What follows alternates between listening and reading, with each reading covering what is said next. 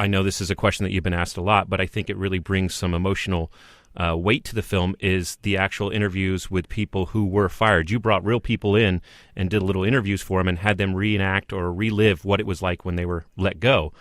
Why did you decide to do that instead of hiring actors to portray roles? You know, when I first wrote these scenes of George's character Ryan firing people, I wrote them similar in tone to Thank You for Smoking. They were satirical, and that made sense for 2003. During the time, of an economic boom, it was okay to have a funny firing scene.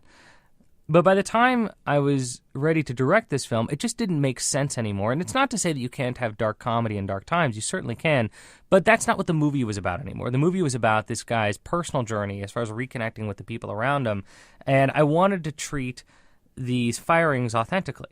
So we put an ad out in the local papers in St. Louis, Detroit, actually in the Help Wanted section, saying, we're making a documentary about job loss.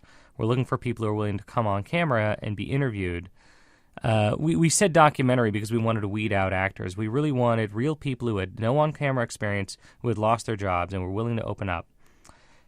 We got a staggering amount of responses. We ended up putting, I think, 60 people on film, 22 of which are in the finished movie. Mm-hmm. We would sit them down, we'd interview them, we'd ask them, what is it like to lose your job in this kind of economy? How did you lose your job? Who did you tell first?